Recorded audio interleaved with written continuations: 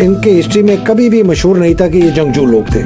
ये सेडेंट्री लोग थे, फार्मर्स थे, इवॉल्व बड़ी सोसाइटी थी, इंडस वैली आपने देखा, टेक्सला ये वो, लेकिन जंगजू नहीं थे।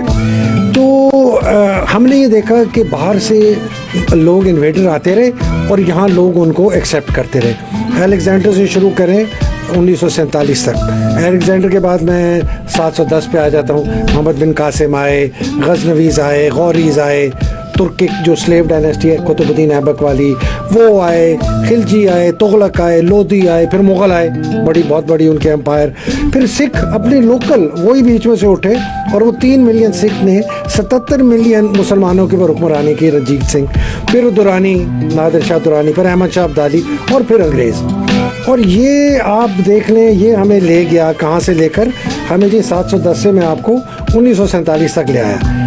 अभी 1757, 1799 और 1857 3 बहुत हमारे लिए इम्पोर्टेंट साल हैं। 1757 में पहली बड़ी शिकस्त हुई प्लासी में सिराजुद्दौला की, जहाँ से मशहूर मीर जाफ़र का नाम आया। हाँ, उनके कमांडर इन चीफ थे, उन्होंने अंग्रेज़ों के साथ मिलकर 1799 में टीपू सुल्तान की सीज ऑफ सेरिंगापटम, जिसको कहा जाता है 5 अप्रैल से 4 मई तक हुई और उनको शहीद किया जाता है और वहाँ कब्जा कर लिया। और 1857 में गदर जो है। अब अगर आप एक ये देखें कि ये सारी जंगें जो है ना, ये हो रही हैं आरफा ईस्ट में, ये बंगाल में हो रही हैं या साउथ में। इंडस यहाँ जो बेसन है ना, पंजाब का इलाका, अमन से लस्सी पी के ये लोग माशाल्लाह सोए हुए हैं। लेकिन जो सबसे हैरान कौन बात है वो मैं आपको बताऊँ, शायद पहले भी जिक्र किया हुआ, 1857 की जो बगावत है या जंग आज़ादी पहली हम कहते हैं, उसके अंदर जो बगावत की इंडियन ट्रूप्स ने अपने अंग्रेज़ अफसरों के ख़िलाफ़, उनके अंदर बेशतर मुसलमान और हिंदू थे, बल्कि for every 7, 6 were Hindus, 1 was Muslim. तो बंगाल के मुसलमान, बिहार के, उड़ीसा के, तेलंगाना के, साउथ के और हिंदू, किन्होंने बगावत नहीं की?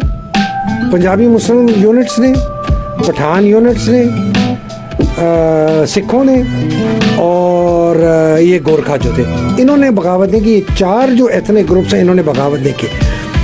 और जब 1857 की वापस आर्मी ने टेक ओवर किया दिल्ली को, ब्रिटिश आर्मी ने, 3/4 उनकी जो फौज थी that comprised Punjabi Musalmans, Pathans and Sikhs. और 2 हफ्ते रेप ऑफ दिल्ली कहते हैं उसको, जिसके अंदर हज़ारों जो ख़वातीन और बर्बरियत जो हुई। उसके बाद अंग्रेज़ों ने कहा कि जी ये तो बैन कर दो, और अंग्रेज़ क्राउन ने टेक ओवर कर लिया। उन्होंने बैन कर दी, सारी आर्मीज़ को डिज़ोल्व कर दिया। 3 थी, मद्रास, बॉम्बे और बंगाल। और उन्होंने नई भर्तियां शुरू की। अब उन्होंने कहा जी ये बंगाली को नहीं लेना, बिहारी को नहीं लेना, ये हाई कास्ट ब्राह्मण को नहीं लेना, हमने लेने हैं जिनको उन्होंने क्लासिफाई किया, हमने लेना है जी मार्शल रेसेस। अब मार्शल रेसेस की ना उन्होंने कैटेगराइज में 5 उन्होंने बनाई। उन्होंने कहा जी पंजाबी मुसलमान, पठान, पंजाबी हिंदू, लो कास्ट, हाई कास्ट नहीं, पंजाबी सिख और गोरखे, ये 5 कैटेगरीज उन्होंने कहा जी ये मार्शल रेसेस हैं। मार्शल रेस की उनकी डिस्क्रिप्शन बड़ी इंटरेस्टिंग है। वो कहते हैं जंगजू हैं, लड़ाकू हैं। एक अच्छी सिफ्त, बाकी ज़रा 7 सिफ्तें आप देखें। 7 सिफ्तें हैं, इंटेलेक्चुअली इन्फीरियर है, जहन कमज़ोर है, अनपढ़ है या पार्टली एजुकेटेड है, बिल्कुल अनपढ़ है या थोड़ी सी इनकी एजुकेशन है, अग्रेरियन है, देहाती हैं, लैकिंग इनिशिएटिव, खुद फैसला करने की सलाहियत नहीं रखते, lacking leadership to command troops को क़यादत नहीं कर सकते, ईजियर टू कंट्रोल, आसानी से काबू कर सकते हैं इनको, और ये कभी भी बगावत नहीं करेंगे और हमारे वफादार रहेंगे। ये थी उनकी डेफिनेशन मार्शल रेस की। उधर से उन्होंने भर्तियां की। 1857 से लेकर उन्होंने 1947 तक जो फौज बनाई वो इन मार्शल रेसेस से बनाई और इस बेसिस पे बनाई जो मैंने आपको भी बता दिया। मेरी अपनी यूनिट 15 पंजाब, जिसको हम बड़े फ़ख्र से 33 पंजाबी मोहम्मदन्स कहते हैं, इसी क्राइटेरिया के तहत इसको रेज़ किया गया था। मैं आपको बताऊं आरफा, एक बहुत शर्मनाक मैंने खुद एक यूनिट में, मैं उसका नाम नहीं लेता, अब उन्होंने वो हटा दिया है, वो बड़े प्राउडली अपने मेस में, अपने बैटल ऑनर्स में द बैटल ऑफ सेरिंगापटम अपना बैटल ऑनर दिखाते थे कि ये हमने सेरिंगापटम पर टीपू सुल्तान के खिलाफ ये हमारी यूनिट लड़ी थी, हमने फतह किया। ये है लेगेसी और ये है माइंडसेट, ये आपको समझना पड़ेगा।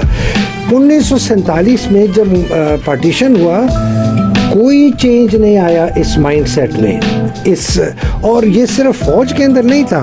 ठीक है जी, अंग्रेज़ों को क्या चाहिए था? 3 चीज़ें चाहिए थी जब क्राउन ने टेक ओवर किया। उनका जी सबसे पहले तो है कि बगावत फिर ना हो, तो सख्त कंट्रोल रखो, काबू करो कि इसके बाद बगावत ना हो। इसके लिए ऐसी फौज बनाओ जो हमारे कंट्रोल में हो, अगर लोगों के खिलाफ भी इस्तेमाल करना पड़े तो हम करेंगे। दूसरी चीज, तीसरा उनका मकसद आरफा ये था कि वहाँ से जितनी दौलत है उसको निकाल के हम इंग्लिस्तान ले जाएं। तो कंट्रोल, एडमिनिस्ट्रेटिव क्रैकडाउन और एक्सट्रैक्टिव इकोनॉमी, ये 3 उनके मकसद थे। उसके तहत उन्होंने फौज बनाई, उसके तहत उन्होंने ब्यूरोक्रेसी बनाई, उसके तहत उन्होंने जुडिशरी बनाई, उसके तहत उन्होंने पुलिस बनाई।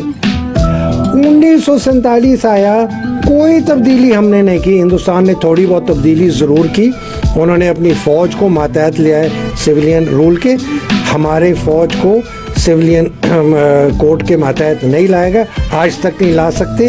अभी तक कोई फौजी सिविल कोर्ट में, हाई कोर्ट में नहीं जा सकता। और हमारा जुडिशरी, हमारी पुलिस, हमारा ब्यूरोक्रेसी, हमारी फौज, वो ही ज़हनियत। हम पहले दिन से हम एक अफसर को लेके जाते हैं पीएमए में, हम उसके जहन में एक सुपीरियर इंसान होने की एक बीज को बोते हैं, और हम इस्तेमाल करते हैं लफ्ज़ don't talk like a bloody civilian, माफ़ी चाह के एक ऐसे सिविलियन की तरह बात ना करो, मतलब कि ठीक तरह बात करो।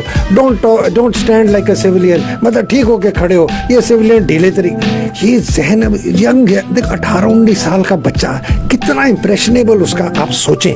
और वो 2 साल इस किस्म की ट्रेनिंग में जाता है, और वो फिर जब वहाँ से निकलता है ना, वो समझता है कि वो बड़ी कोई चीज़ है, और वो समझते हैं मैं सबसे सुपीरियर हूँ, बाकी सब मेरे से इन्फीरियर है, पुलिस भी मेरे से इन्फीरियर है, लॉ भी इन्फीरियर है। वो कहता है मैं पहले सिपाही हूँ, बाद में सिटीजन। कि हमारी जो जुडिशरी जिस किस्म के फैसले करती है, उसका जहन वही है, वो बिकॉज उनकी भी ट्रेनिंग हुई, उनकी जुडिशल अकेडमीज़ में वही ट्रेनिंग हो रही है जो 90 साल से 1947 तक कराई गई, और उसी को बढ़ाया। हमारे CSP में आप जाएं, आपको ऑनेस्टली आप उनसे पूछेंगे, वो उनको पता है किस किस किस्म की चीज़ें कहते हैं। अब पता नहीं शायद बंद कर दियो कि जब तुम अपने AC का ओहदा लेने जाओ, पहले हफ्ते के अंदर अंदर तुमने हाथ भी नहीं मिलाना किसी से। ये उनको पढ़ाया जाता था कि ये उसमें कि अकड़ अपने दूर, रियाया दूर है, तुम हाकिम हो। अब आप आ जाएं फौज के ऊपर। अब ये अंग्रेज़ की फॉर्माइका चली गई, वो सुनो तो वो तो अपने मुल्क में तो उससे सब कुछ ठीक कर लिया, हमें ये छोड़ गया। मेरी मदद करो, तुम हाकिम नहीं हो, मैं उसी मुल्क का शहरी हूँ जिस मुल्क के तुम शहरी हो, तुम कोई हाकिम। लेकिन वो हाकिम की वजह से वो अब वो है अपने आप को सबसे ज़्यादा ताकतवर इसमें फौज हो गई, क्योंकि माशाअल्लाह के 30, 33, 32 साल, उसकी वजह से उन्होंने अपने इर्द गिर्द और भी उनकी जो दौलत जो थी उन्होंने इकट्ठा कर दिया, हर जगह अपने शिकंजे फैला दिए।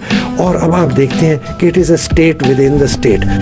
मैं उस जहनियत से इख्तलाफ करता हूँ जो कि इस मुल्क को एक कॉलोनी की तरह देखती है, जो इस मुल्क की रियाया को एक कॉलोनी की तरह देखती है, जो समझती है कि मैं हर कानून से बालातर हूँ, मैं आइन से बालातर हूँ। डंडा मार मार के ना बंदों को सीधा करो, उल्टा लटकाओ, मिर्चें लगाओ, क्या का ना करो।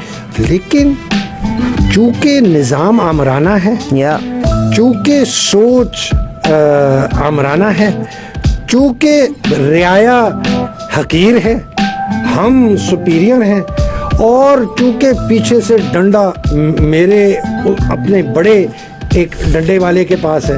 अब वो कहता है जी मैंने चीफ मिनिस्टर परवेज़ इलाही साहब से रुजू किया, उन्होंने मुझे कहा कि मुझे कुछ खदशात हैं, फैसल नसीर का नाम ना डालो, शहबाज शरीफ का डाल सकते हो, राना सनाउल्लाह का डाल सकते हो। अब ये सारी चीज़ें किस चीज़ की अक्कासी करती हैं कि रूल ऑफ लॉ नहीं है। 71 की जंग हुई, आधा मुल्क टूट गया, नहीं करो नहीं करो, कुछ ना कहो, मोहतरमान कमीशन को दफन कर दिया। ये वीडियोस वाला ड्रामा हम देख रहे हैं, दैट इज सैड, ब्लैकमेलिंग फलाना, ये क्यों हो रहा है? ठीक है ना, हमें पता है हमारे अदारे कर रहे हैं, हमें पता है ISI कर रहे हैं, हमें ये भी पता है MI भी इन्वॉल्व है, इसमें IB भी इन्वॉल्व है और इसमें प्राइवेट लोग भी इन्वॉल्व है। अभी तो इन्होंने ये इस तरह की की ना, मेरे पास एक बंदे ने लिस्ट भेजी है, कहता है ये वीडियोस पड़ी है, अब उसके नाम सुने, छोड़े पड़े नहीं, शहबाज शरीफ, नवाज शरीफ, बाजवा साहब और मरियम साहब की भी कोई वीडियो है मेरे पास जो इसमें बाजवा है वो मैंने, बट मैं उसको नहीं कर रहा। शहबाज शरीफ की वीडियोस है सर, ये तो शर्म की बात है। मतलब आप सोचें कितनी डिग्रेड हो गई है हमारा इंस्टीट्यूशन। जालिम आदमी को कॉम्पिटेंट कहते हैं, ये बंदा तो मेजर जनरल भी ना बनता। आप बलोचिस्तान में थे, वहाँ बहुत इन्होंने हरकतें की हैं, इनके खिलाफ बड़ी एलिगेशन है, बाद में निकलेंगी। मिसिंग पर्सनस केसेस में बहुत बड़ा हाथ इन साहब का है।